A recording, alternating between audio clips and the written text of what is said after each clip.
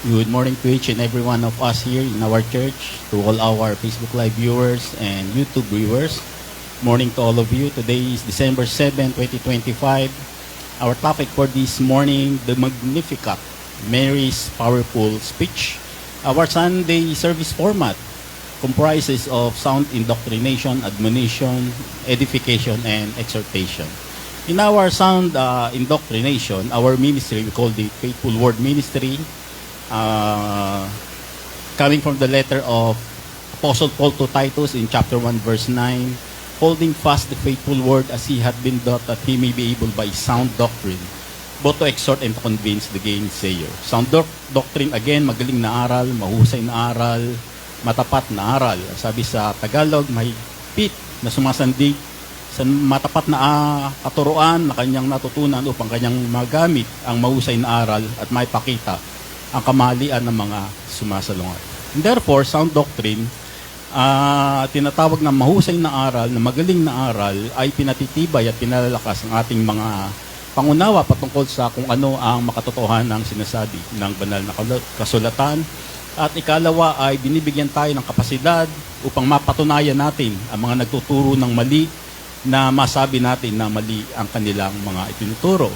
Gaya ng pagbabautismo ay simbolo lamang, accept Jesus as personal Lord and Savior, the Great Commission na pawang mga hindi naman itinuturo ng banal na kasulatan. And the question is, bakit tayo may kapasidad na mapatunayan na mali ang katuruan ng hindi sound doctrine at kaya natin ang malaman ang mga makatotohanang aral? Because we study to show ourselves approved unto God, a workman that did not to be ashamed, rightly dividing the word of truth. Nalalaman natin yung salitang dispensasyon, kung saan ay may iba't ibang dispensasyon. Hindi lang po isang dispensasyon ang nasa Biblia. Meron pong dispensation of law, meron pong dispensation of grace. Ito po yung sinasabi natin na dahil tayo ay marunong mag-sound doctrine, ay nakabase tayo sa kung anong sinasabi ng banal na kasulatan. At mula rito ay makapagbibigay ito sa atin ng malalim na pangunawa, at hindi tayo nakukonfuse at hindi tayo nadi-discourage sa ibang mga aral, sapagkat ito ay nalalaman natin na hindi para sa atin. Again, time past but now, ages to come. Mayroong grace through law, grace through faith, at yung tinatawag na second coming. Yung Genesis to Malakay, Matthew, Mark, Luke, and John, hindi po para sa atin yun. Yun po ay para sa bayang Israel. Samantalang yung Romans to Philemon, yun po yung grace through faith. Yun po yung para sa atin, sapagkat yun po ay katuruan ng Apostol Pablo na siyang itinalaga ng Diyos upang maging apostol natin. At yung Hebreo hanggang sa pahayag, o yung Hebrews to Revelation, ito po ay yung ages to come, ay para sa Israel muli, sapagkat by that time tayo ay na-rapture na po. Ganyan po hati-hatiin ang banal na kasulatan. We base according to biblical truth. Second, we focus on Apostle Paul's doctrine. And third, we firmly believe in the justification by grace through faith. And last but not the least, napoprotektahan po tayo mula sa mga self-proclaiming pastors, na mga magtuturo ng mga Matthew, Mark, Luke, and John, and among others. So now, ang sound doctrine po sa ngayon ay irrelevant na sa mga churches. Hindi na po siya tinatalakay, sapagkat hindi po nila nalalaman kung ano yung sound doctrine, sapagkat hindi po sila nagra-rightly dividing the word of truth. So, ano nangyayari? Naggagawa na lang po sila ng mga tinatawag na therapeutic messages. Ano po yung therapeutic messages? Ito po yung mga encouraging messages. Yung binuboost yung pakiramdam, feelings. Pero nalalayo ka po doon sa tinatawag na truthful word of God. So ang ipinopromote po nito ay yung self-esteem, positive emotions, comforting and motivational na mga bagay. Pero dahil sa madalas sabihin ni Pastor to, nakakalimutan niya na yung sound doctrine. Nawawala na yung krus ng Kalbaryo ng Panginoon sa Kristo. And therefore, nagkakaroon ng mind conditioning yung isang church na, dapat pala ang sinisermo ni Pastor yung mga tinatawag na encouraging messages. At nawawala na sila doon sa tinatawag na sound doctrine. Kung kaya't marami mga iglesia ngayon, hindi nila alam yung sound doctrine. In fact, hindi nga nila alam na may apostol pala ang mga hentil. Second ay yung uplifting. Ito naman po ay binibigyan ka ng pag-asa, nagkakaroon ka ng inspirasyon, na mula dito sa mga pastor na ang message nila ay hinango nila sa mga pelikula, sa mga talk show, sa mga social media. Doon na lang nila kinukuha yung mga messages nila. In fact, minsan nga galing pa sa mga fairy tale na mga kwento. Sapagkat mula dito, nakikita niyo yung mga membro niya, uplifted sila. Pero yung pagka-scriptural, nawawala na. Nawawala na yung basihan nila patungkol sa banal na kasulatan. Emotionally helpful, ito naman yung puro emotion lang. Binubus lang yung emotion mo, pero walang correction na nangyayari. Walang transformation na nangyayari. And last, yung practical na lang siya. Paano ko ba mamahalin yung kaaway ko? Paano ko ba mas lalong pagtitibayan yung aking buhay pag-asawa? Paano ba ako uunlad sa buhay? Paano ko ba malalampasan itong mga kinatatakutan ko? Naging ganun na yung mga message ng mga iglesia. And therefore, wala nang transformation na nangyayari sa buhay niya. Puro positive applications na lang. And therefore, ito yung tinatawag natin na therapeutic messages na lang. Makikita natin, maririnig natin sa mga churches, encouraging, uplifting, emotionally helpful, tsaka mga practical na mga messages na lang. In fact, there's nothing wrong with encouragement, uplifting, emotional, and practical message. Wala pong problema doon. Maganda naman po talaga yon at nakaka-encourage sa atin. Pero, dapat, ang sentro pa rin ng mga tinuturo ng mga pastor sa iglesia ay tinatawag na sound doctrine. Bakit? Sapagkat mas kailangan ng tao itong mga sound doctrine. Hindi lang nila yung gusto nilang marinig, kundi yung mga kailangan nilang marinig. So, ito po yung tinatawag natin sound indoctrination. And later po ay pupunta tayo sa admonition, edification, and exhortation. Okay, so let us all stand in the presence of our Lord as we seek His guidance for today's service. Joy to the world, the Lord has come. Let earth receive her King. Let every heart prepare Him room. And heaven and nature sing. And heaven and nature sing, and heaven and nature sing. What's more? Joy to the world, the Lord. Let men their songs employ, while fields and clouds, rocks, hills and clay, repeat the sounding joy, repeat the sounding joy, repeat the sounding joy. The world, the Lord is. Let earth receive her King. Let every heart prepare Him room. And heaven and nature sing, and heaven and nature sing, and heaven and nature sing. Oh, come, let us adore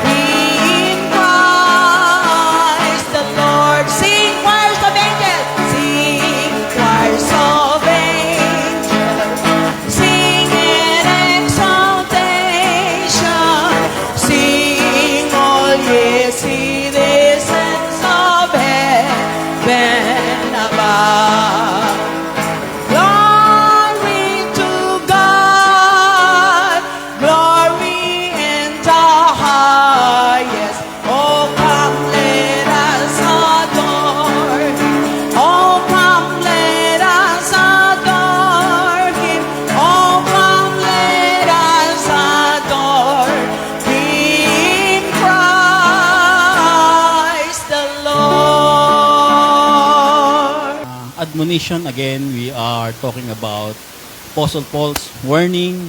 Alam niyo po, again, maraming warning ang Apostol Pablo. In fact, sa bawat aklat na isinusulat niya, may mga warning siya sa mga body of Christ. Ito po yung tinatawag na deceptive appearances, anti-Paul indoctrination, works underneath faith, self-serving motives, at self-made doctrine.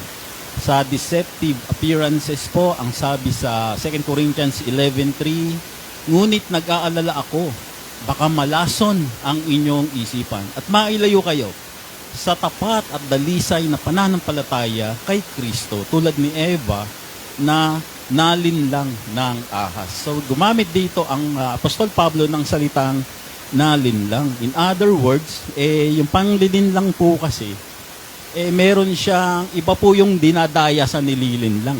Ang nililinlang po, gumagamit ka muna ng mga bagay na, kunyari, maniniwala siya. Unlike yung daya, talagang dinadaya talaga. Like for example, sa basketball o sa boxing, makikita mo yung referee, yung mga tinitira ka, sinisiko ka, nakikita mo kaagad on the spot yung pandadaya eh. Pero yung panlilinlang, sa primera hindi mo siya alam. Kala mo, hindi siya halata, kala mo pareho lang din. Pero, later on mo na lang malalaman yun. Kaya ginamit ng Apostol Pablo ritong salita ay yung panlilinlang sa mga churches. So, yung mga panlilinlang na ito, ay ginagamit ng mga tao o ng mga pastor, magpapakita sila sa sarili nila ng mga appearances na hindi mo mahalata na sila ay nagsisinungaling na pala sa iyo. Gagamit sila ng mga, kunyari, nakabarong. Opo, ipagpipray po natin yan. Amen, natutuwa sa mga ganyang ginagawa mo, ate, gano, sa mga, lahat na lang natutuwa ang Diyos sa ginagawa mo. Yun yung mga panlilinlang, and then magme-message sila ng mga do good, feel good na mga messages. Yan. Hindi nila sasabihin yung mga indoktrinasyon, apostol natin, Apostol Pablo, yung mga makatotohanang aral, hindi nila sasabihin yun. Bakit? Kasi nanlilinlang sila. Itong sinasabi ng Apostol Pablo, kinakabahan ko sa inyo eh. Maraming manlilinlang dyan. Hindi mandaraya yung sinabi niya. Bakit? Sapagkat malugod ninyong tinatanggap yung mga dumarating na nangangaral ng Jesus. Kapag may dumating na pastor dyan at pakilalang pastor, ako po misyonero. Ako, eto na tayo. Ako po isang pastor. Ako, eto na tayo. Buksan po natin sa kapitulo, talata, yung mga kapitulo ng mga salita na yan, yung mga magic words ng mga yan. Kaya sinasabi ng Apostol Pablo rito, nininervyos ako. Dahil yung mga manlilinlang na naman na papasok sa mga iglesia natin. Pagdating naman sa anti-Paul indoctrination, just because this self-proclaiming pastor reads Paul's epistles or acknowledges that Paul is the apostle of the Gentiles, does not mean they truly teach or follow Paul's doctrine. Hinahalo po nila sa mga messages nila. Magme-message sila ng mixed gospel, pero ihahalo nila yung mga Ephesians 2:8 and 9, Romans 3:21-24. Maghahalo sila ng mga ala Pablo doon. At sila naman, ayan, sabi ng apostol ng mga hentil, sa ganito, si Pablo. Pero ang katotohanan, ang main message nila, nasa Matthew, nasa Mark, nasa Luke, nasa John. Kunyari lang na inahalo. Para kunyari, ikaw naman nakikinig, okay. Pablo rin naman pala siya. Ganun yung mga natin. Gumagamit din naman pala siya ng mga Pablo. Opo, gagamit yan para hindi mahalata na siya nagsisinungaling, na hindi nagtuturo na makatotohanang salita ng Diyos. Works underneath faith. For some reason, these self-proclaimed pastors insist works such as baptism, trainings, statement of faith, among others. They teach that works flow from grace and the inner transformation it produce. Ganito po, ito yung pinaka-tricky sa lahat. No? Ito kasing mga pastor na to,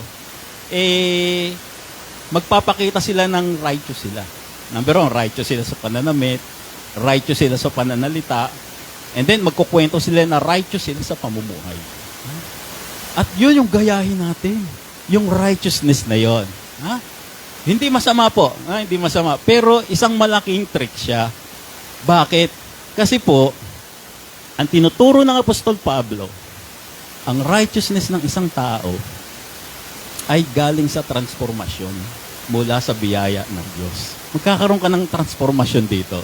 Sabi sa Titus 2:11, sapagkat nahayag na ang biyaya ng Diyos na nagdudulot ng kaligtasan sa lahat ng tao. So nagkaroon ka ng biyaya. Bakit? Kasi sumampalataya sa death, burial, and resurrection ng Panginoon sa Kristo. At ngayon, ako'y may biyaya, may grace. Anong sabi dito ng Apostol Pablo kay Tito? Ito ang nagtuturo sa atin. So tinuturuan ka ni grace. Dito ka magta-transform. Dito ka magkakaroon ng pagbabago kay grace. Hindi doon sa sinasabi ni Pastor, kaya kayo, kapag kayo nag-tip sa Jollibee, sa restaurant, lakihan nyo kasi it's a good works. Gagawa kayo ng mga mabubuting bagay sa mga kapitbahay. Hindi po yon. Although hindi po siya masama, pero ang sinasabi ng Apostol Pablo rito, let the grace transform you. Hayaan mong yung biyaya ng Diyos, natural siyang i-transform ka. Magkasabay kayo, parallel kayo. Ibig sabihin, eto si Brother Ruel, dati umiinom siya, wala pa siyang grace. Wala siyang habas na inom ng inom, Red Horse, beer. Nung nagkaroon na siya ng grace, nandun pa rin yung beer, nandun pa rin si Red Horse, pero may option na siya ngayon. Kasi may magtatransform sa'yo ngayon. Ano ba? Itatransform ko ba tong sarili ko o hindi? Sabay kayo ni Grace na nagtatransform. Hindi yung narinig mo lang si pastor na sinabi to, sunod ka kagad. Narinig mo lang na dapat puti yung cobre kama, kinabukasan nasa tutubang ka na. No? Namimili ka na ng queen size. Hindi po ganoon. No? Let grace, ang sinasabi dito ni Pablo, hayaan mong yung biyaya, i-transform ka. Turuan ka. And from there on, matuto ka. And from there on, i-apply mo. Yun ang sinasabi. Ito yung medyo mahirap intindihin. Kumpara doon sa sinasabi ng mga pastor. Kasi yung mga pastor na yun, walang habas na talagang sasabihin yan gumawa ka na mabuti. Ano po mas maganda, pastor? Kunin ko pa ba yung sukli ko o hindi? Kasi piso na lang naman yun, kawawa na.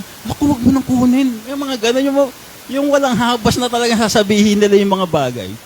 Pero, hindi siya nagpo-produce ng transformation. Bakit? Kasi hindi siya nakaparallel, nakasabay doon sa tinatawag na biyayang natanggap mo. Medyo mahirap. Kasi natuto tayo, namula tayo dun sa kung anong sabihin ni pastor na gagawin ko kasi mabuting ginagawa ni pastor.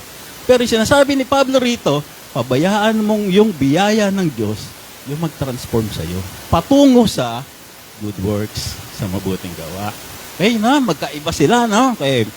Ito ang nagtuturo sa atin na talikuran ang makabuntong pamumuhay at damdaming makalaman at mamuhay tayo sa daigdig na ito nang may pagpipigil sa sarili, matuwid at karapat-dapat sa Diyos. So, self-serving motives naman, at the very least, they use their authority to enforce punctuality, ministry support, financial giving, and full commitment. And if you fall short, you're met with guilt and pressure.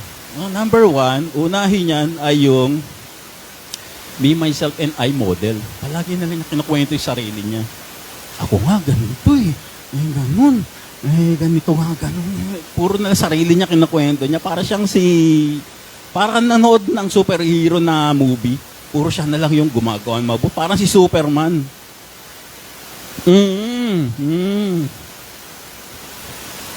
Parang nanood ng pelikula ni Ramon Zamora. Puro galing na lang yung pinakita nila Lito Lapid. Missionary ako. Nag-mission ako. Puro gano'n na lang, no? Mission ang mission. Sino ba nagturo sa'yo mag-mission ka? Asan ba sa Bible yung sinasabi mag-mission ka? At yung nagturo sa'yo mag-mission, ano ang kanyang karapatan para sabihin sa'yo na, misyonero ka na. At ikaw naman ang misyonero, ano naman ang katibayan mo na misyonaryo ka nga? Just because natuturo ka ng Biblia, misyonaryo ka na. Wala namang sinasabi yung banal na kasulatan. At least your political analyst na naman. Dahil DDS sila pastor, sisiraan ngayon nila yung isa. Dahil BBM to, sisiraan ngayon, ay, ganun na yung nangyayari nga. Parang mga political analyst na ngayon sa pulpito to, mga 1986 Constitution. Dapat ganito ginawa nila nung mga constitutionalist. Marunong pa sila doon sa mga abogado na gumawa ng konstitusyon.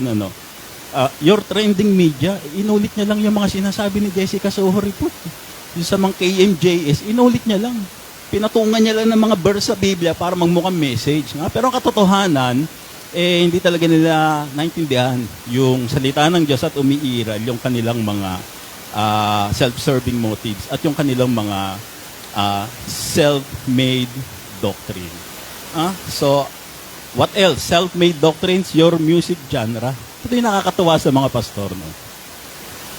Ang sasabihin nila, naku, masama yung rock and roll. Kasi, nagda-drugs yung mga nagra-rock and roll. No? Nagda-drugs daw yung mga nagra-rock and roll. No? Ang nakakatawa dito, kapag ikaw ay bumili ngayon ng mga, hindi na pala CD, no? Hindi na pala tape, no? Ano na pala kayo, Spotify na, tsaka YouTube na, no? Kapag ikaw ay nakinig sa YouTube, nag-Spotify, ng mga gospel music, ang makikita mo doon, Planet Shakers. Ang makikita doon, Planet Shakers. No? Ang makikita mo doon, maraming mga gospel music na rock and roll yung ano nila, genre nila. May mga tattoo sila. May mga hikaw sila. Kapareho rin ng mga rock and roll ng mga 80s, 90s. Pero din si pastor, nakakatuwa, sasabihin niya, huwag kayong makinig ng rock and roll. Kasi drugs yan. Pero yung mga kabataya, umattend sa concert ni Planet Shakers. Pagdating mo doon sa concert, siya, nagagano. Mas matindi pa yung Planet Shakers kaysa mga rock and roll ngayon. May mga tattoo rin sila, mga long hair din, mga no? So, itong mga ganitong mga pandaraya ng mga churches, actually, wag nating paniniwalaan yung mga yan. Kasi yung mga yan, nagpapakita lamang na hindi nila nalalaman yung salita ng Diyos na makatotohanang dahilan. And therefore, gumagawa sila ng mga self-made doctrine kasi kala nila paniniwalaan sila ng mga members nila. At pinaniniwalaan nga sila. Bakit? Kasi yung mga members nila, hindi rin naman nila alam yung sound doctrine. Kaya sila, nasa mundo lang sila na very passive lang yung kanilang mga gawain sa churches. Kahit na mapapolitika yan, entertainment, GMRC, sasakyan ng mga membro yan. Kasi they don't know how to use sound doctrine. And yun nga yung warning ng Apostol Pablo sa atin, mag-iingat tayo sa mga ganitong tao, sa mga ganitong katuruan. And therefore, every Sunday, lagi nating tinatalakay yung mga bagay na ito para mapalayo tayo sa mga false teaching, false doctrine, false preacher. Okay? So, bago tayo pumunta sa edification, tawagan natin si Ate Neslie para sa ating script. I want to please stand in reverence for the reading of the precious Word of God. Our scripture reading will be found in the Gospel of St. Luke, chapter 1, verses 1 to 55.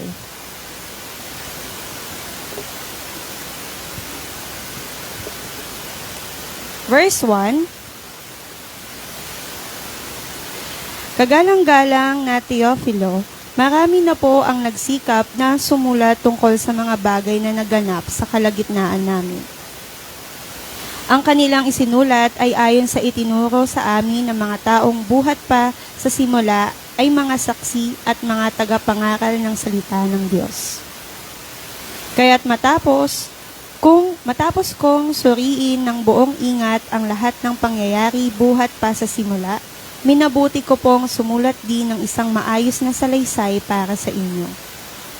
Upang lubusan ninyong matiyak ang katotohanan ng mga itinuro sa inyo, ang pahayag tungkol sa pagsilang ni Juan na tagapagbautismo. Noong panahong si Herodes ay ang hari ng Judea, may isang paring Hudyo na kabilang sa pangkat ni Abias na ang pangalan ay Zacarias. Ang kanyang asawang si Elizabeth ay mula naman sa angkan ni Aaron. Kapwa sila kalugod-lugod sa paningin ng Diyos at namumuhay ng tapat sa mga utos at tuntunin ng Panginoon. Wala silang anak dahil baog si Elizabeth at kapwa sila matanda na. Isang araw, nanunungkulan ang pangkat na kinabibilangan ni Zacarias at ginagampanan niya ang kanyang tungkulin sa harapan ng Diyos bilang isang pari. Nang sila'y magpalabunutan, ayon sa kaugalian ng mga paring Hudyo, siya ang napiling magsunog ng insenso.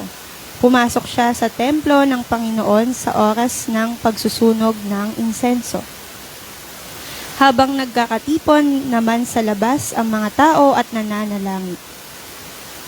Nagpakita sa kanya doon ng isang anghel ng Panginoon na nakatayo sa gawing kanan ng altar na sunugan ng insenso. Nasindak si Zacarias at natakot na makita niya ito. Ngunit sinabi ng anghel sa kanya, "Huwag kang matakot, Zacarias, dininig ng Diyos ang iyong panalangin. Ang iyong asawang si Elizabeth ay magkakaanak ng isang lalaki at Juan ang ipapangalan mo sa bata. Ikaw ay matutuwa at magiging maligaya. Marami ang magagalak sa kanyang pagsilang, sapagkat siya'y magiging dakila sa paningin ng Panginoon. Hindi siya dapat uminom ng alak o anumang inuming nakalalasing.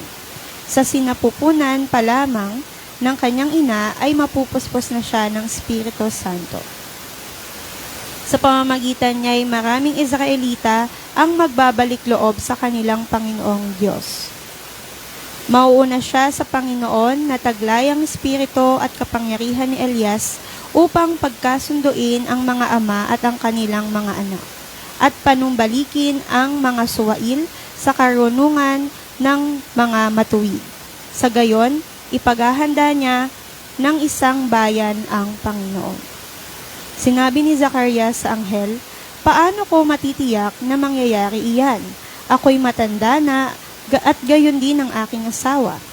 Sumagot ang anghel, "Ako'y si Gabriel na nakatayo sa harapan ng Diyos. Isinugo niya ako upang dalhin sa iyo ang magandang balitang ito.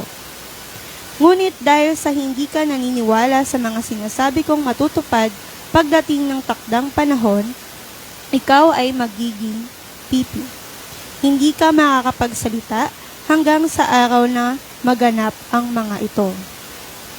Samantala, naghihintay naman kay Zacarias ang mga tao. Nagtataka sila kung bakit nagtagal siya ng ganoon sa loob ng templo. Paglabas niya, hindi na siya makapagsalita, kaya't mga senyas na lamang ang ginamit niya. Napag-isip-isip ng mga tao na baka nakakita siya ng pangitain sa loob ng templo. Si Zacarias ay nanatiling pipi. Nang matapos na ang panahon ng kanyang paglilingkod, ay umuwi na siya. Hindi nga nagtagal at naglihi si Elizabeth. Hindi ito lumabas ng bahay sa loob ng 5 buwan. Sinabi ni Elizabeth, "Ngayoy, kinahabagan ako ng Panginoon. Ginawa niya ito upang alisin ang aking kahihiyan sa harap ng mga tao." Ang pagpapahayag ng pagsilang ni Jesus. Nang ika-6 na buwan ng pagdadalang tao ni Elizabeth, ang anghel na si Gabriel ay isinugo ng Diyos sa Nazaret, na isang bayan sa Galilea, upang kausapin ang isang dalaga na ang pangalay Maria. Siya ay nakatakda ng ikasal kay Jose, isang lalaking buhat sa angka ni David. Lumapit ang anghel sa dalaga at binati ito, "Magalak ka, ikaw ay lubos na kinalulugdan ng Diyos, sumasa iyo ang Panginoon." Naguluhan si Maria sa sinabi ng anghel at inisip niyang mabuti kung ano ang kahulugan ng ganoong pagbati. Sinabi sa kanya ng anghel, "Huwag kang matakot, Maria, sapagat naging kalugod-lugod ka sa Diyos. Makinig ka, ikaw ay maglilihi at manganganak ng isang sanggol na lalaki, at siya'y papangalanan mong Jesus. Siya'y magiging dakila at tatawaging anak ng kataas-taasang Diyos. Ibibigay sa kanya ng Panginoong Diyos ang trono ng kanyang amang si David, upang maghari sa angka ni Jacob magpakailanman. Ang kanyang paghahari ay walang katapusan. Paano pong mangyayaring ito gayong ako'y isang berhen? Tanong ni Maria. Sumagot ang anghel, Sasa iyo ang Espiritu Santo at magpapasailalim ka sa kapangyarihan ng kataas-taasang Diyos. Dahil dito, ang isisilang mo'y banal at tatawaging anak ng Diyos. Hindi ba't ang kamag-anak mong si Elizabeth ay baog? Gayon may naglihi siya at ngayon ika-6 na buwan na ng kanyang pagdadalang tao kahit na siya'y matanda na. Sapagkat walang anumang bagay na hindi kayang gawin ng Diyos. Sumagot si Maria, Ako'y alipin ng Panginoon, mangyari nawa sa akin ang iyong sinabi. Pagkatapos, umalis na ang anghel. Ang pagdalaw ni Maria kay Elizabeth. Hindi nagtagal at si Maria ay nagmamadaling pumunta sa isang bayan sa bulubundukin ng Huda. Pagdating sa bahay ni Zacarias, binati niya si Elizabeth. Nang marinig ni Elizabeth ang pagbati ni Maria, biglang gumalaw ang sanggol sa kanyang sinapupunan at siya'y napuspos ng Espiritu Santo. Napasigaw siya sa galak, Pinagpala ka sa mga babae at pinagpala rin ang dinadala mo sa iyong sinapupunan. Sino ako upang dalawin ng ina ng aking Panginoon? Sapagkat pagkarinig ko ng iyong pagbati ay gumalaw sa tuwa ang sanggol sa aking sinapupunan. Pinagpala ka sapagkat sumasampalataya kang matutupad ang ipinasabi sa iyo ng Panginoon. Ang awit ni Berheng Maria na tinatawag na Magnificat.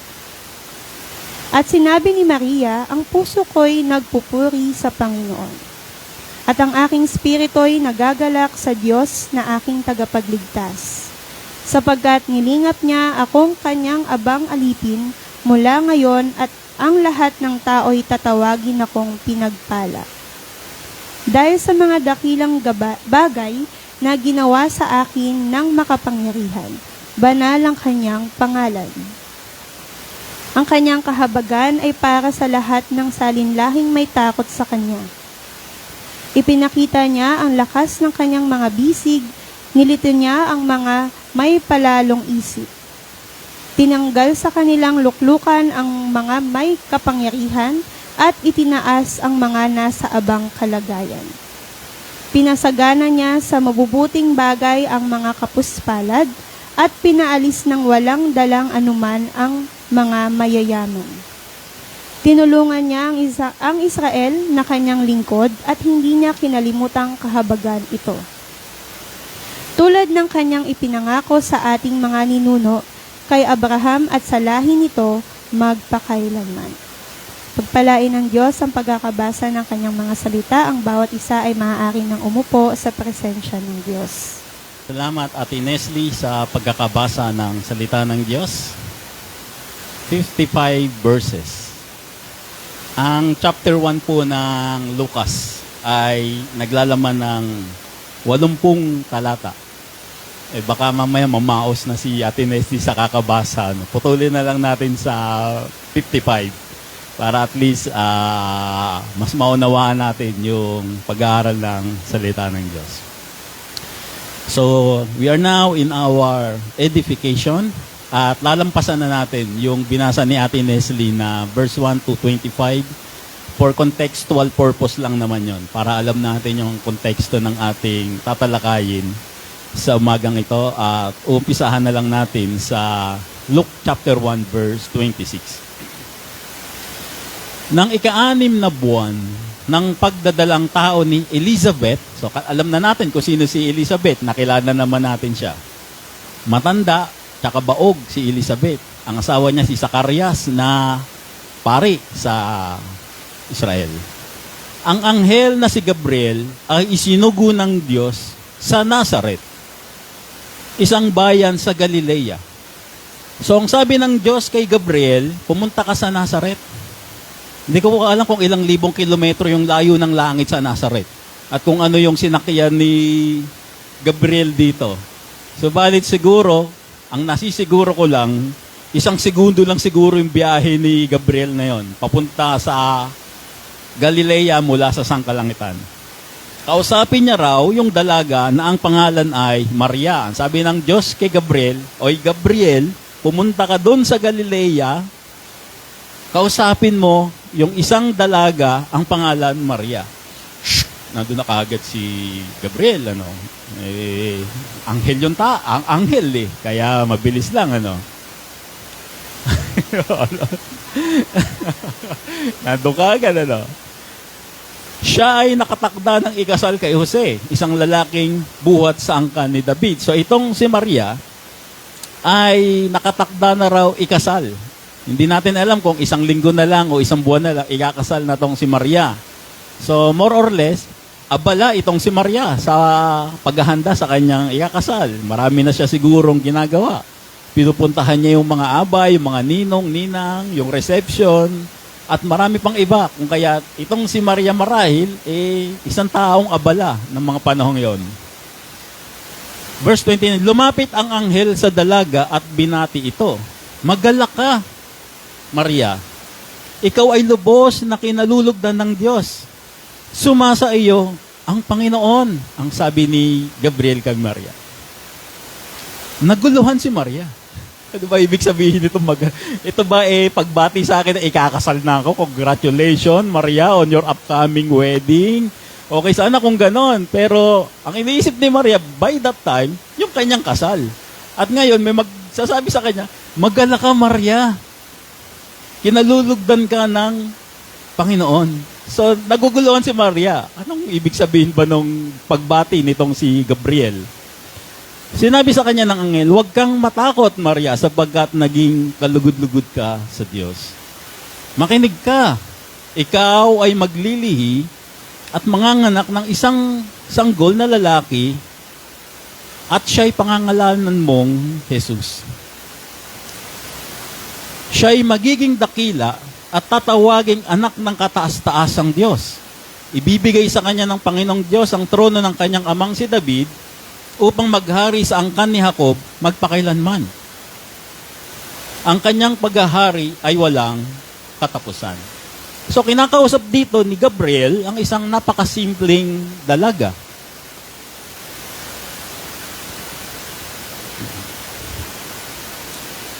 Wala namang gaanong sinasabi ang Biblia patungkol kay Maria, at ito ang unang pagkakataon na mabanggit ang kanyang pangalan.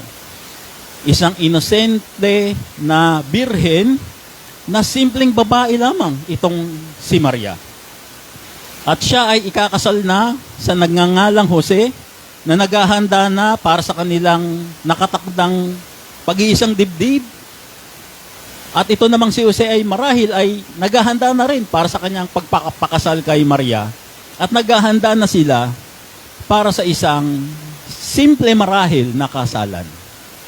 Subalit, biglang nagkaroon ng malaking problema. Itong si Maria, o marahil si Jose. Yung ikakasal na siya, na yung mindset niya ay ikakasal na daw, naghahanda sila, abala sa lahat ng bagay, o si Ninong, kompleto na ba dyan? Si Ninang, nakalista na ba dyan yung mga ring bearer, yung mga iimbitahan nating mga bisita, Then biglang dumating Gabriel. Ito si Gabriel. Ang sabi sa verse 20, lumapit ang anghel sa dalaga at binati, "Magalak ka, ikaw ay lubos na kinalugdan ng Diyos. Sumasa iyo ang Panginoon." Naguluhan si Maria sa sinabi ng anghel at inisip niyang mabuti kung ano ang kahulugan ng ganoong pagbati.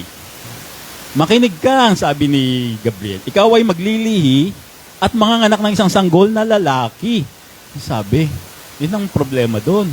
Ikakasal yung tao, nagpiprepare na siya sa kanyang wedding, yung asawa niya, ganun din, biglang magpapakita ang anghel, maglilihi ka, biglang ganun, manganganak ka ng isang lalaki, at siya'y papangalanan mong Jesus. Siya'y magiging dakila, tatawaging anak ng kataas-taasang Diyos. Ibibigay sa kanya ng Panginoong Diyos ang trono ng kanyang amang, si David, upang maghari sa angkan ni Jacob magpakailanman. Ang kanyang paghahari ay walang katapusan. So ito na ngayon ang problema ni Maria. Mula sa napakasimpleng Maria, na nangangarap lang ng isang simpleng pamilya at ikakasal na kay Jose, biglang mabubuntis siya. Siya daw ay magdadalang tao. So ito ay magdudulot ng isang malaking iskandalo kay Jose at sa kanyang pamilya, sa pamilya ni Jose. Biro mo malaman ni Jose at ng pamilya, buntis na yung pakakasalan mo, Jose, no? A scandal for her friends and family, maging sa mga kaibigan at pamilya ni Maria, malaking kahihiyan ang idudulot nito. At a scandal for the nation of Israel. Ang Israel na yun, 12 tribo yan na magkakapatid. So magpipinsan yung mga yan. Magkakamag-anak yan in the first place. Biologically, iisa lang ang pinagmulan yan. Si Abraham lang. At ang masakit dito, ang kasong adultery, nung panahong yon ay death penalty. So kapag ito ay idinimanda sa salang adultery, si Maria mahatulan, mapaparusahan ng parusang kamatayan. So biglang malaki problema ni Maria dito. Mula sa isang simpleng babae na nangangarap lang ng isang simpleng pamilya. Tahimik na namumuhay, marahil, maging ang kanyang mapapangasawang si Jose. At ngayon, nandito siya bigla sa isang mabigat na sitwasyon. Sa loob lamang marahil ng 10 segundo, nagbago ang lahat sa buhay ni Maria. Pag dating ni Gabriel, Maria, ganito, biglang umalis. Paano na to ngayon? Ha? So, ang sabi ni Maria, sa verse 34, paano pong mangyayari ito? Gayong ako'y isang birhen. So, umiiral bigla dito yung pagiging tao ni Maria. Yung kapasidad ng kanyang kaalaman patungkol sa isang simpleng nilalang ng Diyos. Kapasidad ng kanyang kaalaman, yung normal lang sa siyensya. Paano ko mabubuntis? Wala naman akong asawa. Wala naman akong boyfriend. Wala naman akong masabi na natin, wala naman akong kasiping. Paano ngayon ako mabubuntis? Wala pa sa isip ni Maria yung mga divine na mga bagay, yung kapangyarihan ng Panginoon, yung plano ng Diyos, yung spiritual na realm na dapat niyang makuha doon sa kanyang isip, sa puso. Hindi, wala pa sa ganun si Maria. Nandun siya sa siyensya lang. Paano mangyayari yun? Birhen ako. Inosente ako. Wala pang karanasan. Paano ko mabubus? Ganun pa lang yung kaisipan ni Maria ng mga panahong yon. Nandun sumagot ng anghel, sa iyo ang espiritu at magpapailalim ka sa kapangyarihan ng kataas-taasang Diyos. Dahil dito ay isilang mo'y banal at tatawaging anak ng Diyos. So, pagdating dito, pinapaliwanag ni Angel Gabriel, walang kinalaman ng siyensya rito, Maria. Walang kinalaman ng pagkatao nating kaalaman dito. Ito ay patungkol sa divine intervention ng Diyos sa buhay mo. Yung sinasabi niya. At walang kinalaman dito yung birhen ka, yung mangyayari yung pagbubuntis nang wala ka namang kinakasama. Walang ganon, sabi ni Gabriel. Ito ay may kinalaman sa divine intervention ng Diyos. This is all about divinity, not physically. Pinapaliwanag sa kanya ni Gabriel. So si Maria, of course, hindi niya naman kayang iproseso sa utak niya yun. Kasi ikakasal yung tao, busy siya, marami siyang ginagawa. Tapos biglang may ganito paliwanag si Gabriel, hindi niya ngayon maproseso sa isip ni Maria. So ang sabi ni Gabriel, eto, mayroon lang akong isa-cite na isang insidente sa iyo, Maria. Okay.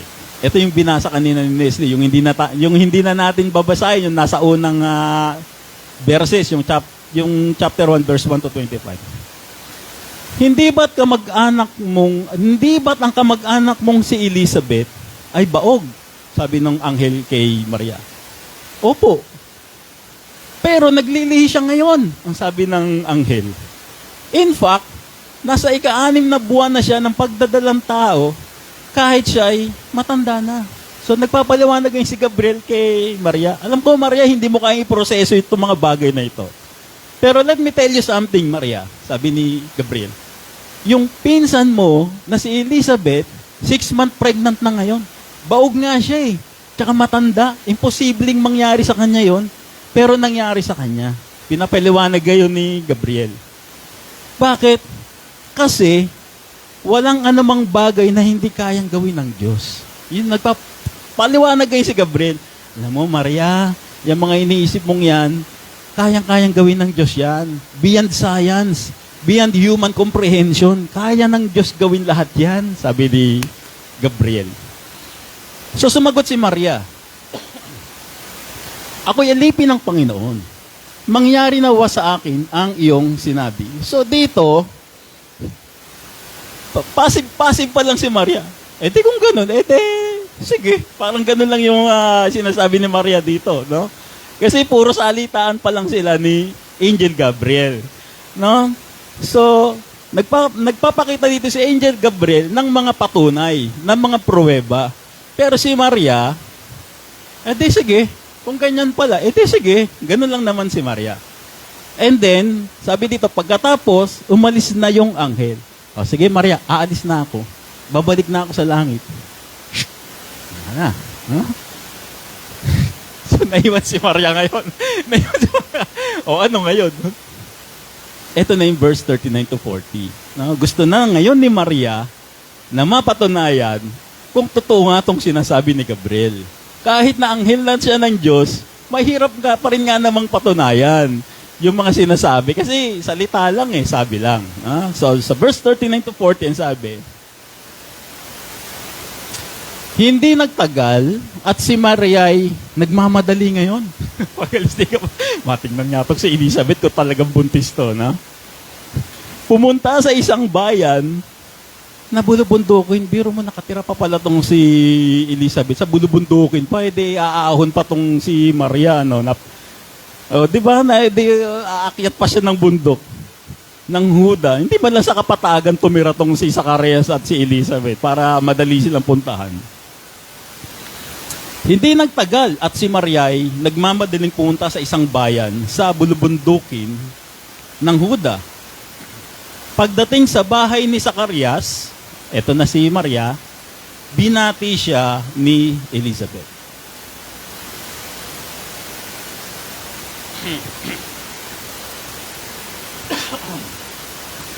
Nang marinig ni Elizabeth ang pagbati ni Maria, "Hi Maria! Hi Maria, nandyan ka pala. Hindi ka man lang nag-text." No? Sabi ni Elizabeth. "Nagmamadali kasi ako sabi ni Maria. Hi Maria, sabi ni Elizabeth. Nang marinig ni Elizabeth ang pagbati ni Maria, "Hi Elizabeth!" Bumati din. Biglang gumalaw yung sanggol sa kanyang sinapupunan. Nag-react si Juan Bautista. Kasi si Juan Bautista yung pinagbubuntis ni Elizabeth. Ayon dun sa binasa natin. At napuspos ng Espiritu Santo. Napuspos ng Espiritu Santo. Si Elizabeth, si Juan Bautista. Napasigaw siya, si Elizabeth, sa galak. "Pinagpala ka sa lahat ng babae," ang sabi ni Elizabeth. "At pinagpala rin ang dinadala mo sa iyong sinapupunan." Alam ni Maria, paano nalaman ito? Kaming dalawa lang ni Gabriel kanina magkausap. Yung pala, may mga nangyari na beforehand. Nang marinig ni Elizabeth ang pagbati ni Maria, biglang gumalaw ang sanggol sa kanyang sinapupunan. Napasigaw si Elizabeth sa galak. So may nalalaman na itong si Elizabeth prior dun sa pag-uusap nila ni Gabriel. Nawala na ngayon sa state of mind si Maria. Ano nangyayari? Bakit alam? Ba't ganun? Ba't alam? So dito na napagtanto ni Maria, hindi normal yung nangyayari sa buhay ko. hindi normal tong pangyayarin to, Iba na to, Parang gano'n na yung sinasabi ni Maria dito. Tuloy natin yung talata. Ang sabi ni Elizabeth, "Sino ako upang dalawin ng ina ng aking Panginoon?" Napakaliit kong tao para dalawin ng nanay ng Diyos, ng Panginoon, ni Jesus Christ. So talagang si Maria, parang, ano to? Sapagkat pagkarinig ko ng iyong pagbati, ay gumalaw sa tuwa ang sanggol sa aking sinapupunan. Nag-react daw si Juan Bautista na fetus pa lang during that time.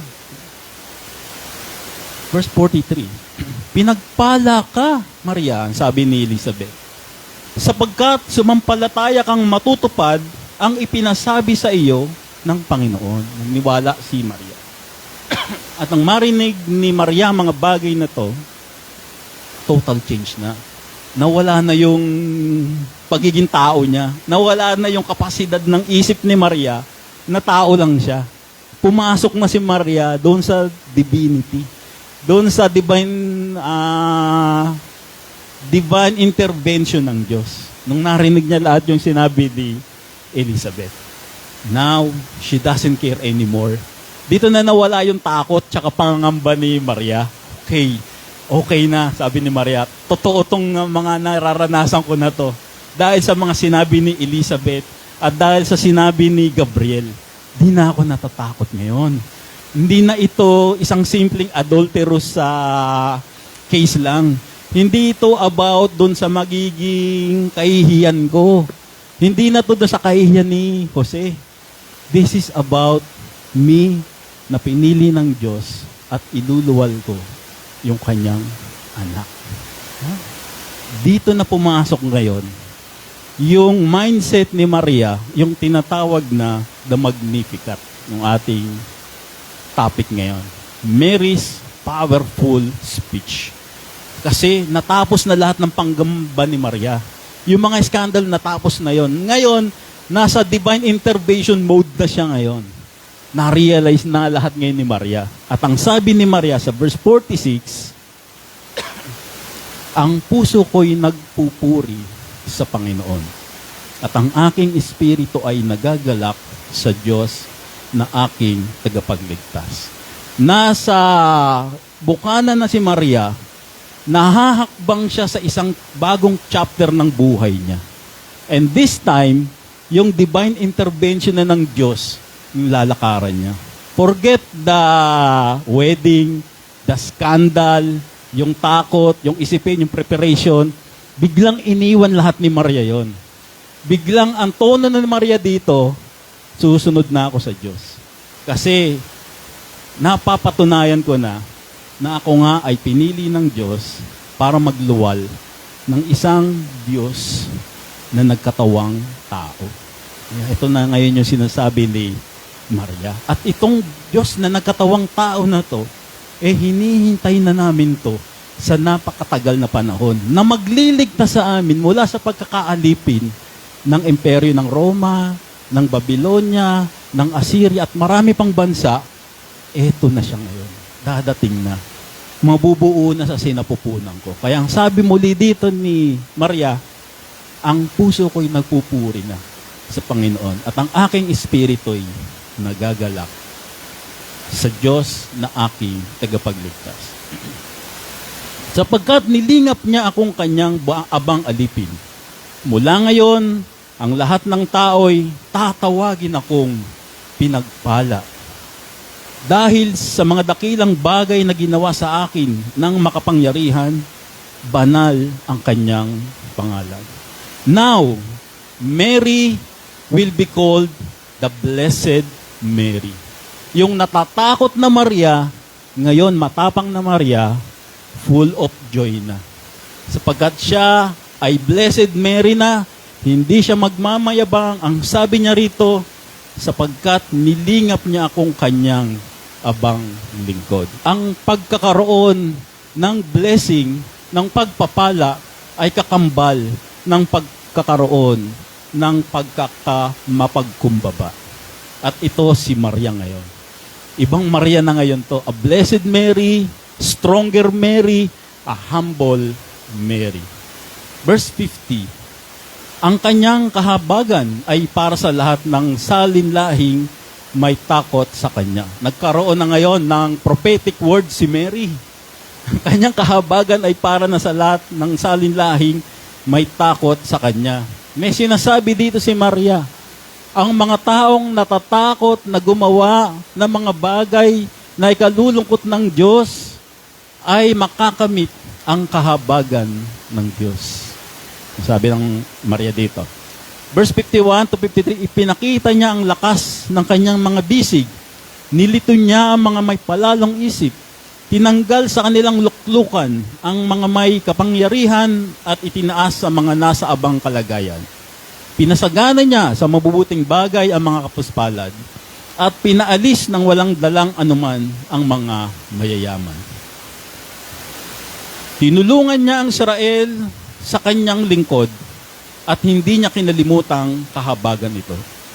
Tulad ng kanyang ipinangako sa ating mga ninuno kay Abraham at sa lahi nito magpakailanman. At dito, inalala na ni Maria yung kanilang kauna-unahang patriarka na si Abraham, Isaac, Jacob, 12 hanggang sa kanya.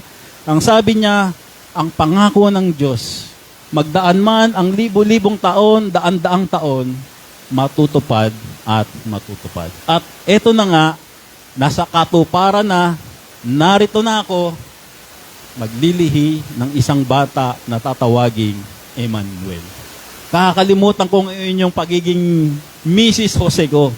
Yung kasalan, yung selebrasyon, yung malaking handaan, kakalimutan ko na yon sapagkat narito ang Diyos na sinasabi sa akin, Mary, ikaw ay maglilihi ng isang bata at tatawagin Emmanuel. Saka na tong selebrasyon. Ito muna ako, ang sabi ni Maria. At itong joyful Maria, wala na siyang takot sapagkat siya ay tinawag ng the Blessed Mary. Amen. Story, Blessed Mary, na? So, key takeaways natin, Mary's Magnificat, ang magnificent God ni Mary, mula sa pagiging inosente ni Mary, naging masamang babae siya. Sapagkat, ikakasal siya na nagdadalang tao na siya. From simplicity to controversy, magkakaroon siya ng controversial na buhay. From purity to adultery. You imagine that. Ikinasal si Maria kay Jose. At pagkatapos ay naroon na si Jesucristo. Habang sila ay nasa kalye at naglalakad silang tatlong pamilya, anong bubulong-bulong ng mga tao. Alam mo yan, hindi naman anak ni Jose ang bata na yan eh. Kasi kinasal sila January 1. Pinanganak si Jesus Christ June. Alam mo, yung si Maria, may ibang nakauna dyan. Ganon. Ganon ang mangyayari habang naglalakad silang pamilya. Pero titiisin ni Maria yun. Oo, no? Mas matindi pa yata Marites nung araw, no? Sabi nga nila pag mahina daw yung internet mo, isabit mo yung kapitbahay mo, lalakas yung sagap no? So, titiisin ni Maria yung mga bagay na to. Itong mga kontrobersya na to, na siya ay isang masamang babae, na siya ay nag-adultery, titiisin ni Maria, titiisin ni Jose sa buong buhay nila. Sapagkat inuna ni Maria yung plano ng Diyos sa buhay niya. Subalit, ang plano ng Diyos sa buhay ni Maria ay hindi maitatago. Magmamanifesto at magmamanifesto ang plano ng Diyos sa buhay niya. Maaring hindi nila nakikita sa primera, subalit makikita ni Maria mula sa Panginoong Jesucristo sa kanyang paglaki yung plano ng Diyos na nakasama niya, yung Diyos na nagkatawang tao. And God's blessing to her is astonishing. Ano't ano man ang mangyayari, libo-libong taon man ang nakaraan, kikilalanin pa rin si Maria bilang pinagpalang babae. At dahil dito, from sadness turned into gladness. Naging masaya si Maria. Kahit na pinupulaan siya ng mga tao. From devastating turned into blessing. Naging pagpapala pa kay Maria yung mga bagay na ganon. From uncertainty turned into assurance. At ngayon, alam na ni Maria, nasisiguro niya na ang batang ito ay galing sa Diyos. At ginamit lamang siya ang kanyang katawan upang iluwal ito. Subalit, hindi po parang cook-in-can yung si Mary na pagkatapos na inumin, tapo na kasi nakuha na yung laman. No? Siya ay habang buhay natatawaging babaeng pinagpala. Sapagkat siya ay kinalugdan ng Diyos at siya ang ina ng batang tinatawag na tagapagligtas ng Israel. At siya rin ang Jesus na tinatawag nating the head of the body of Christ. So as the body of Christ, we cannot deny that Mary is part of our story. Receiving grace from God, for without her giving birth, there would have been no path to Christ's death, burial, and resurrection. Kung hindi nagmumula kay Mary ang Panginoon Kristo, ay walang kapanganakan ng Panginoon Kristo. At kung hindi ipinanganak ang Panginoon Kristo, wala ring death, burial, and resurrection na mangyayari, wala rin tayong kaligtasan. At kaya't ano't anuman ang mangyari, ang Inang Maria, ang mapagpalang Inang Maria, ay magiging bahagi ng ating mga buhay bilang mga body of Christ. Amen. Pagpalain kayo ng Panginoon at magandang maga sa inyong lahat.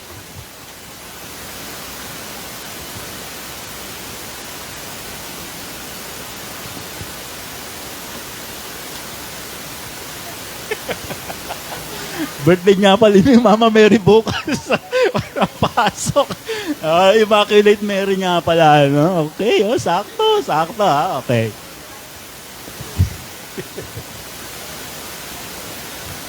Yan, no? Mary is not God, no? Hindi siya Diyos. Siya ay tao lang, pero isang babaeng pinagpala itong Inang Maria, no? Okay, so tawagan natin ang magbibigay ng isang espesyal na bilang, walang iba kundi ang Kuya Jerry Peñones. Lord, payaman.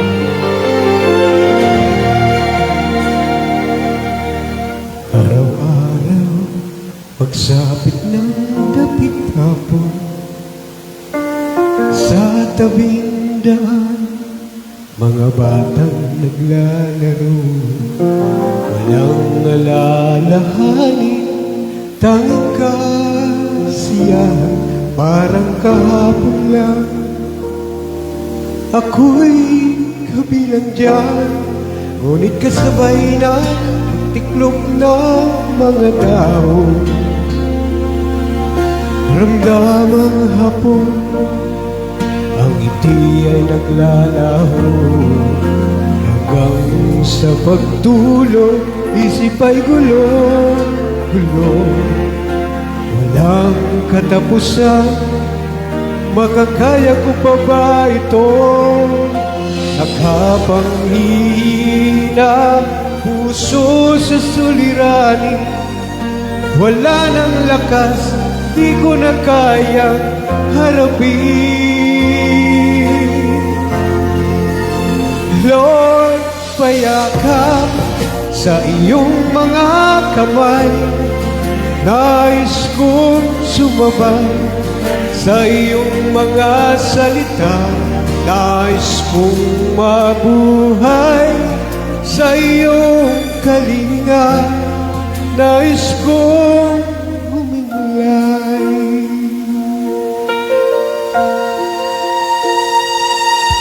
Pakulan ng mga mata, awit ng mga ibon. Bagong umaga, bagong lakas na ipon. Simoy ng hangin, tila himig ng pag-asa. Nababawi ang lumbay, nagbabalik ang sigla. Ngunit di maiwasan ang muling matakot kung walang kagabay sa yugto ng pag-iikot.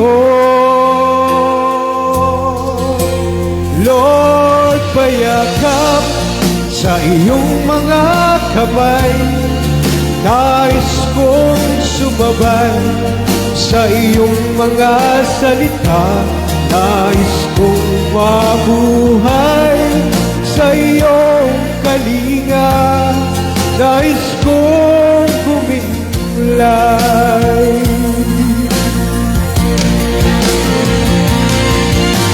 Sana'y marinig mo ang bulong ng puso. Sana'y ibsan mo pagod kong mundo. Oh Lord, payakap sa iyong mga kamay. Nais kong sumabay sa Sa iyong mga salita, nais kong mabuhay.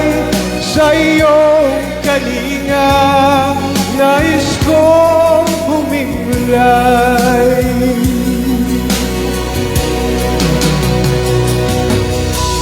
Lord, alam ko sa iyong ang sagot sa aking pag-iisa. Ikaw ay sapat. Lord, payakap. Maraming salamat, Kuya Jerry. Lord, payakap. Sa iyong kalinga, nais kong humimlay. Mas pogi pa si Kuya Jerry dito. Di ba, Tidal?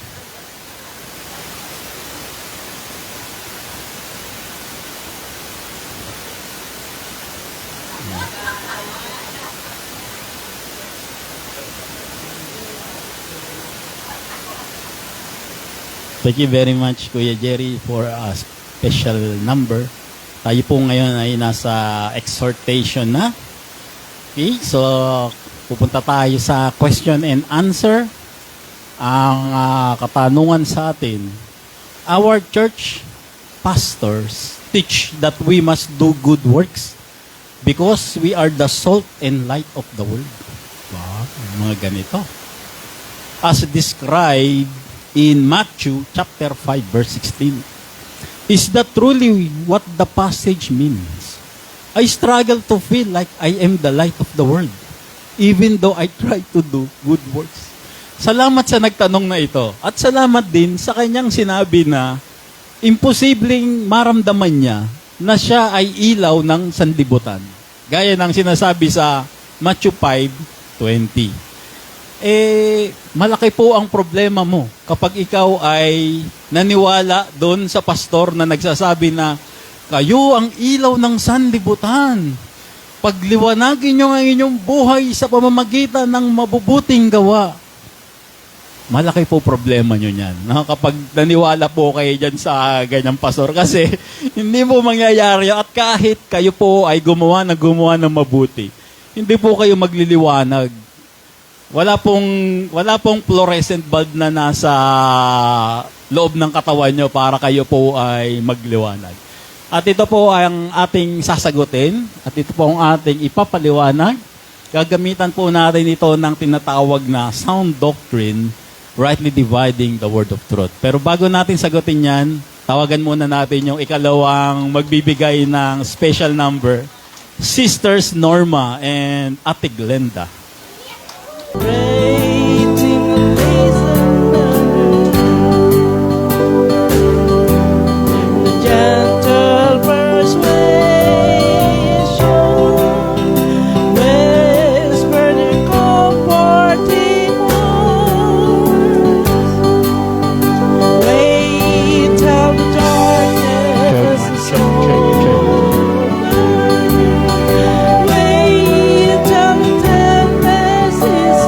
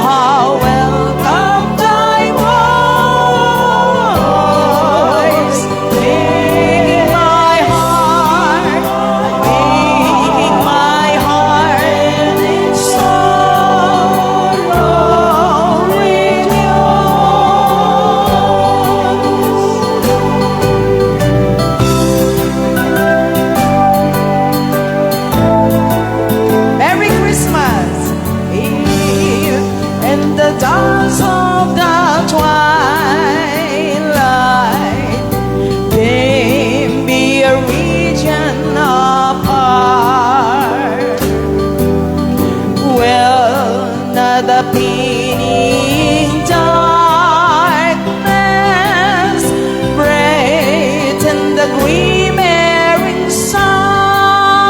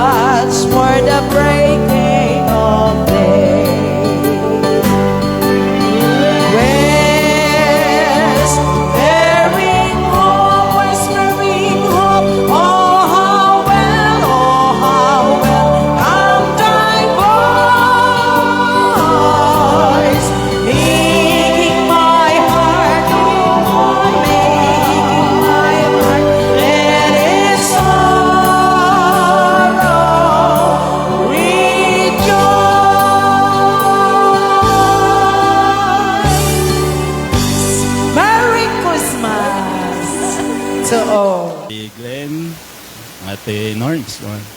Okay, balik tayo dito sa exhortation natin. Alam ba ninyo, sabi ng pastor nung dati natin sigurong pinanggalingan church, no? Alam ba ninyo kung ano ang plano ng Diyos sa atin? Ang sabi ng pastor, no? Ang plano niya sa atin ay ang paliwanagin natin ang ating mga buhay bilang mga ilaw ng sanlibutan. Mahirap to. Kasi ang plano ng Diyos sa atin ngayon sa dispensation of grace, ang sabi sa Ephesians 3:9, and to make all men see what is the fellowship of the mystery, which from the beginning of the world had been hid in God, who created all things by Jesus Christ. Ito ang plano sa atin ng Diyos, ang malaman natin, yung tinatawag na mystery, at maka-fellowship natin yung mystery na yun. Yung mapasama tayo doon sa mystery na yun. Yun yung tinatawag na the grace of God. Dito sa dispensation of the grace. Ito yung lagi nating tinatalakay. Subalit, itong isang pastor na ito, nagpapakilalang pastor, ang sabi, sa Matthew 5:16 daw, ang sabi ni Jesus Christ, gayon din naman dapat ninyong paliwanagin ang inyong ilaw sa harap ng mga tao upang makita nila ang inyong mabubuting gawa at papurihan ng inyong Ama na nasa langit. Now, paliwanagin daw ang ilaw natin. In what sense? In what sense na paliliwanagin natin yung ating ilaw? Anong way? At ang tanong, ito ba literal na magliliwanag? O ito tinatawag nating figure of speech lang ng Panginoong Jesucristo? Walang sinasabi ang Panginoong Jesucristo na literal yan. Figure of speech yan. Basta ang sabi niya, paliwanagin nyo yung ilaw nyo. So tayo magniningning ba tayo kagaya nitong firefly na bumbilya? Kung kaya't paliwanagin natin ang ating mga buhay sa pamamagitan ng mabubuting gawa. So pag ito sinasabi nung pastor, tangulang ng tango yung mga members niya. Di mo alam kung anong klaseng tango yun. Ano ba yun? Affirmation na tango ba yun? O sige, bahala ka, mag-message ka lang mag-message yan. No? Ang sinasabi niya dito ng mga members niya. Wala silang idea kung ano yung sinasabi o ibig sabihin ng kanilang pastor na nagsasalita sa harap nila. Basta sila tango lang. Hindi kagaya sa atin, mag-iisip tayo. Paliwanagin. Ano yun? Literal? O figure of speech? No? Pero yung sa kanila, tango lang ng tango. Asan yung basihan mo, pastor? At least man lang may ganon. No? Pero wala, talagang gagamitin niya nga yung Matthew 5:16, ganyan naman, dapat ninyong paliwanagin, and so on and so forth. No? Pero, dito sa Faithful Word Ministry, yung mga ganitong katanungan na gusto nilang sagutin natin, of course, sasagutin natin. Lagi naman tayo nakahanda sa mga katanungan. No? Titingnan natin ito kung ang sinasabi ng Panginoon Kristo rito literally o metaphorically. No? Kung ito ba figure of speech lang. No? At para maunawanan itong mga bagay na to, pupunta tayo dito sa rightly dividing the word of truth. Matthew, Mark, Luke, John, law. Romans to Philemon, grace. Hebrews to Revelation, law or le. So dito, time past but now, ages to come. No? Dito, Jesus Christ doon, si Paul, tapos Jesus Christ uli dito sa second coming. Now the question is, may nangyari bang pagliliwanag dito sa law? It seems wala. Dito, lalong wala. Dito, ang tanong, meron ba? Kasi nahahati lang naman sa tatlo yan. At titingnan mo lang dyan, kung nasaan itong sinasabi nilang paliwanagin. So from there on, makikita natin, asan ba yung sinasabi ng Panginoong Jesucristo dito na paliliwanagin? Dali lang naman yun. Tingnan natin sa Bible. So Matthew, Mark, Luke, and John, wala nangyari. Romans to Philemon, wala rin. Malamang nado sa kabila, Hebrews to Revelation. Malamang doon mangyayari yon. Pero, yung nasa Hebrews to Revelation, yung nasa ages to come, maaaring isinulat dito sa Old Testament. Na mangyayari doon sa ages to come. Basahin natin. Isaiah chapter 60, verse 1 to 3. Ito yung sinasabi. Bumangon ka, Jerusalem, sabi ni Isaiah. At sumikat na tulad ng araw.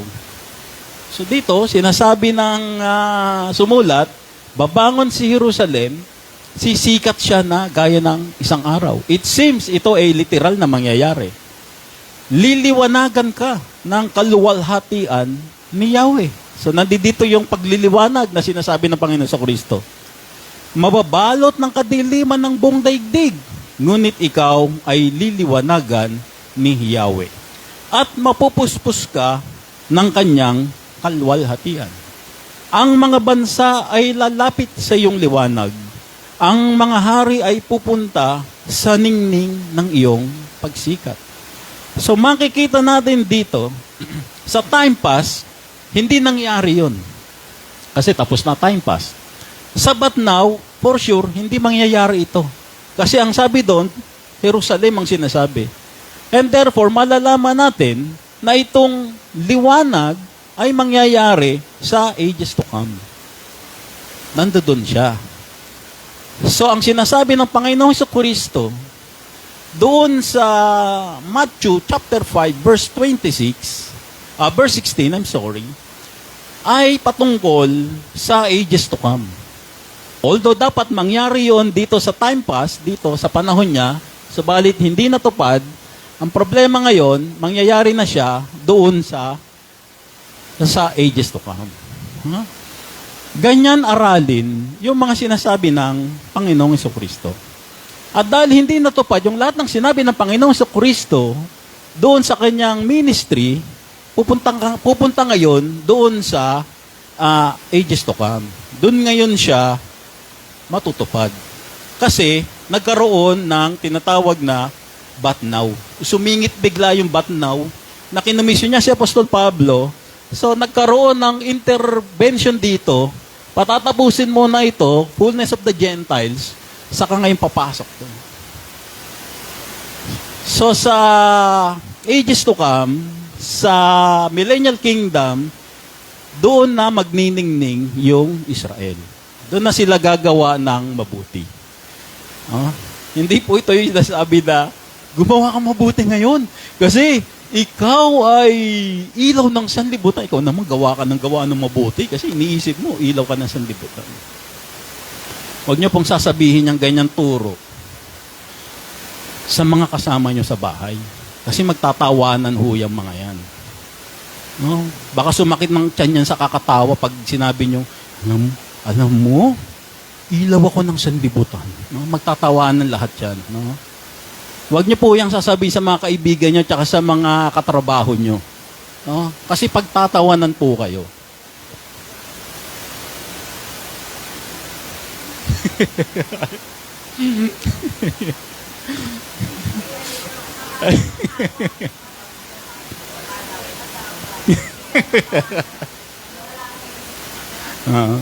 Yun, no? Ilaw ng tahan, pag napundip, pinapalitan eh. Yun ang problema sa ilaw ng tahanan eh, no?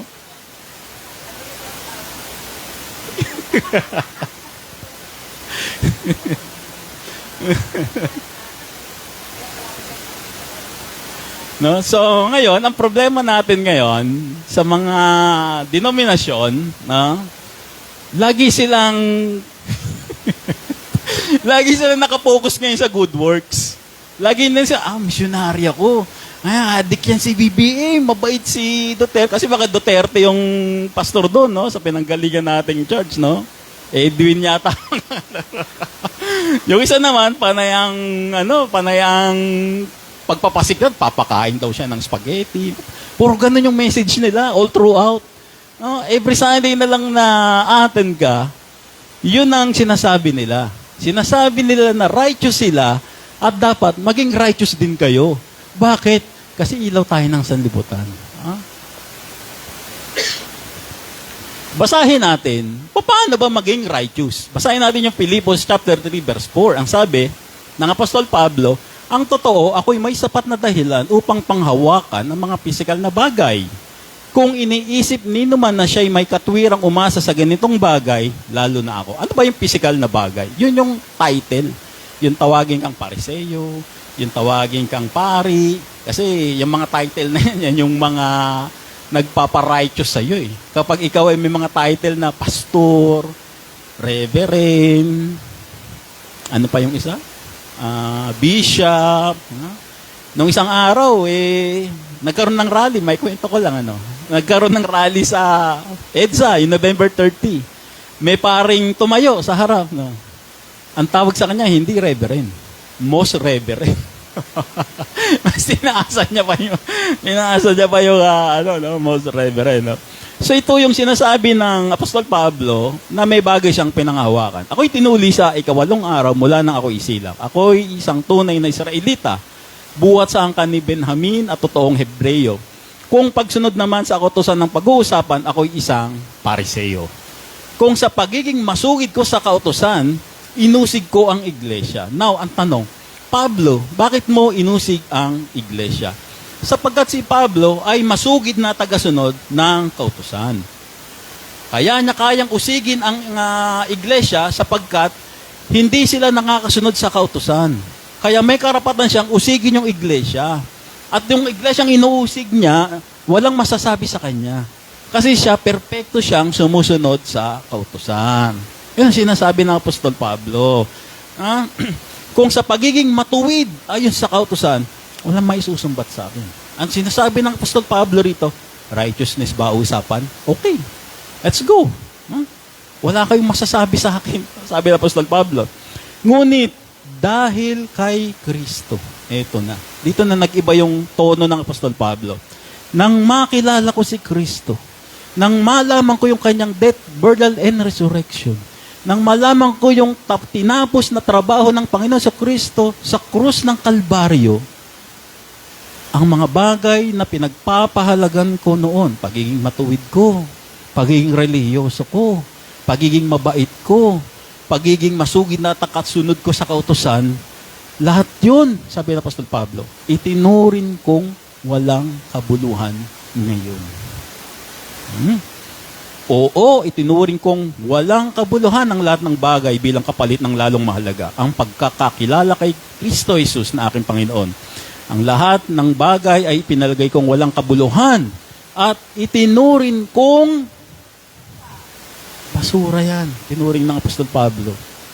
Yung pagsunod niya sa kautusan, yung walang masasabi sa kanya, yung mga titulo, yes, yung righteous niya, yung righteousness na pinagmamalaki niya.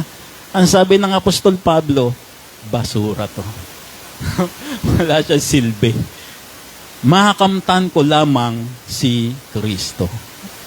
Mas pinili niya pang makamit ang Panginoon sa Kristo kaysa dun sa mga titulo, accolades, parangal, papuri, and everything. Tinuring niya yung basura. Makamtan niya lang si Jesus Christ. At lubos na makipag-isa sa Kanya. Ito yung turning point ng Apostol Pablo. Nung nakipag-isa na ako sa Panginoong Jesucristo, basura lahat ng righteousness ko. Ang aking pagiging matuwid, hindi na ngayon sa pamamagitan ng pagsunod sa kautusan. No? Anong ibig sabihin itong ikaw ay namumuhay ng matuwid at hindi sa pamamagitan ng biyaya? Ang lahat ng ang lahat ng resulta nito magpapaimbabaw. Kasi walang kwenta siya eh. Magiging pagpapaimbabaw na lang siya. Ang sinasabi ng Apostol Pablo, kung lahat ng mga kabutihan mo galing lang sa pagsunod sa kautusan, inutos lang ni pastor, nabasa mo lang sa ganito, sinabi lang sa Facebook, lahat yan, sabi ng Apostol Pablo, walang kabuluhan lahat yan. Kahit bigyan ka ng maraming medalya. Ang pinakamagandang pagsunod, ang pinakamagandang good works ay yung pakikipag-isa mo sa Panginoong Jesucristo. Ang sabi ng Apostol Pablo. Kundi sa pananalig kay Kristo, ang pagiging matuwid ko ngayon, buhat na sa pamamagitan ng pananampalataya ko. Walang nag-uutos sa akin. Walang pastor na kami, righteous kami. Kayo ay ilaw ng sanlibutan. Kaya pagdating mo ngayon sa bahay, may dala-dala kang General Electric na bombilya ngayon. No? Si feeling mo ngayon ay ilaw ka ng tahanan. Para ka na ngayon si the Blessed Sister Dalia Piñones na ngayon. No? May mga ganun-ganun ka pa ngayon. No? Ang tanging hangarin ko ngayon ay lubusang makilala si Kristo bilang the resurrected Christ. Makilala si Kristo na nagmahal sa akin ng unconditional love. Maranasan ang kapangyarihan ng kanyang muling pagkabuhay. Mararanasan ko yun, ang sabi ni Pablo. Kung paano nag-resurrect ang Panginoon sa Kristo, ganun din ako. Mare-resurrect din ako. Makibahagi sa kanyang mga paghihirap. Eto na. No? Pine-persecute ka ngayon. Kasi rightly dividing the word of truth ka. Kasi Pablo ka. Mararanasan natin lahat yan. Mababawasan ngayon ng mga kaibigan natin. Kasi yung mga dati nating kasama sa denominasyon, ayun si Ligaya, Pablo na raw siya ngayon. Sisiraan ka ngayon. No? Bakit nawala na sila Brother Mel dito, Pastor Edwin? Kasi yung Brother Mel na yan, ang ituturo ba naman, lahat daw ng katuruan ng Panginoon sa Kristo, hindi raw para sa atin. Yan ang mga kinukwento sa atin. No? Mali yung mga paliwanag nila. No? Out of context sila. No? Yung mga naghahanap sa atin sa dati nating church, ba't nawala na yung sila Brother Mel, sila Ate Glenda, sila ganito. Kasi iba na katuruan nila. Sila ngayon, yan sila Brother Ruel, hindi na sila naniniwala ng Panginoon sa Kristo. Yung turo niya para sa atin. Ay, ganun. May sasyak naman ngayon yung mga naghahanap. Hindi po ganun, no? Yan yung mga persecution na mararanasan natin. Magagalit sa atin yung mga tao. Makukonfuse sa atin yung mga tao. Magagalit sila sa atin. And therefore, iiwasan nila tayo. Kasi, pinasisinungalingan ng mga pastor na to, yung mga doktrina ng Apostol Pablo. Kulto tayo. Ganun ang, di ba? Ganun, no?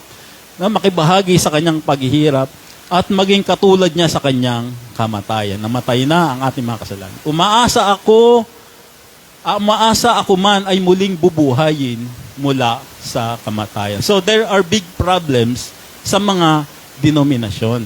Ano yung mga malalaking problema nito mga nasa denominasyon? Obsessed sila dun sa salitang righteousness. Hindi nila alam na yung righteousness ay nagmumula yan sa biyaya ng Panginoon. Buhat nung tayo manampalataya, yung righteousness na binigay sa atin, dalawang klase yan. Righteousness na permanent, righteous na tayo sa Diyos, kaya tayo nagkakasala, at righteousness na nandito tayo sa mundo, tinuturuan tayo ng grace, ng gospel. At tayo ngayon, pwede tayong sumabay doon. Nasa sayo na yan. Kung gusto mo magpaturo ka at i-apply mo. Walang problema, mas maganda. Kung hindi naman, wala nang problema. Ang mahalaga sa lahat, mayroon tayong permanent righteousness sa Diyos, sa kabila ng ating pagkakasala. Hindi rin nila alam na yung righteousness na pinagpapahalagahan nitong mga pastor na to, basura lang yun. Kasi wala namang grace doon sa righteousness na yun. Walang transformation doon. Ang tawag lang doon, pagpapaimbabaw lang. Ay, maging mabait tayo. No, lain tinuturo sa mga denominasyon. At hindi nila alam na sila ay nakipag-isa na kay Kristo. Talagang hindi mo malalaman na ikaw ay nakipag-isa kay Kristo sapagkat nakatuon ang isip mo sa pagiging righteous mo. Hindi masama yun. Pero kung wala rin ang Panginoong Kristo sa buhay mo, baliwala lang lahat yan. Ang mahalaga muna sa lahat ay makipag-isa tayo sa Panginoon Kristo sa pamamagitan ng pananampalataya sa Kanyang kamatayan, pagkakalibing at resurrection. Number 4, all they know is to be proud of that garbage. At yung basura na sinasabi ng Apostol Pablo, dun sila proud na proud. Dun sila nakasentro. Yun yung pinagpapahalagahan nila na sinasabi na ng Apostol Pablo, basura lang lahat yan. Pero itong mga denominasyon na to, proud na proud sila dun sa basura na yon. Kita mo kami. Namimigay ako ng spaghetti sa ilalim ng tulay. Yung siya naman, kita mo political analyst ako Ganito gagawin natin Kailangan college graduate yung kakandidato, yung mga ganon. Yung isa naman, mission ng mission. Ako, nag-mission ako dito sa Perfecto High School, Torres High School, yung mga ganon. Hindi nila alam, lahat yan basura, sabi ng Pastor Pablo. Bakit? Kasi walang transformasyon dyan. Bakit? Kasi hindi naman kayo ipag-isa sa Panginoong Kristo. Sapagkat kung nakipag-isa kayo sa Panginoong Kristo, may tuturing niya na basura lang yung mga yun. At ang kasunod nun, magkakaroon ka ng transformation. Amen. At pagpipray natin si Brother Brian na tutungo sa Marshall Island, USA this coming December 12. Ayan, okay. Let's pray. Let's pray. Ama naming banal na makapangyarihan sa lahat, inilalapit namin sa iyo ang aming kapatid na si Brother Brian sa kanyang nalalapit na paglalakbay sa malayong bansa, sa Estados Unidos, upang doon siya mamuhay, magtrabaho, upang masuportahan niya kanyang mga mahal sa buhay, ang kanyang asawang si Wendy at ang kanilang mga anak.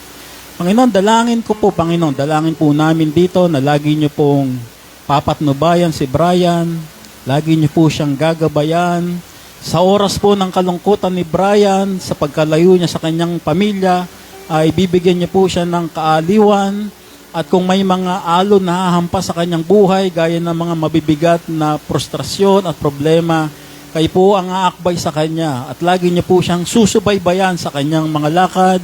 Gayon din po, dinadalangin namin ang kanyang pamilya na may iiwan, lagi niyo po silang aaliwin, at lagi niyo rin po silang iingatan.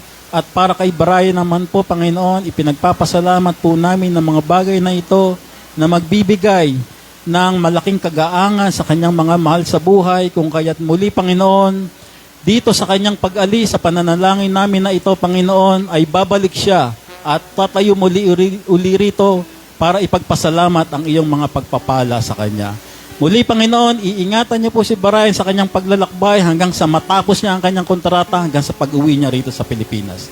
Ito po ang aming samot dalangin sa matamis na pangalan ng aming Panginoong Hesus. Ang bawat isa ay magsabi ng Amen at Amen. Bon voyage, Brian. Mag-iingat ka. Okay.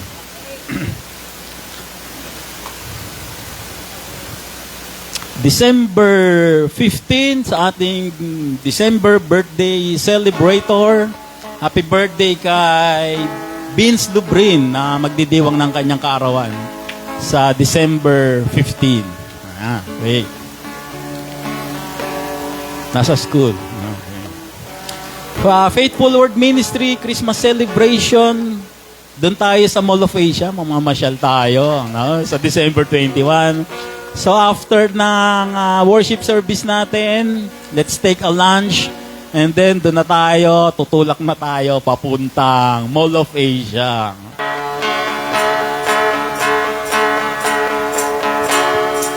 Joyful, joyful, we adore thee, God of glory, Lord of love. Hearts and fall like stars before thee, opening to the sun above. Melt the clouds of sin and sadness, drive the dark of doubt away. Give her all immortal gladness, fill us with the light of day. All their works rejoice around the earth, and him reflects their rays. Stars and angels sing around you, counter of unbroken praise.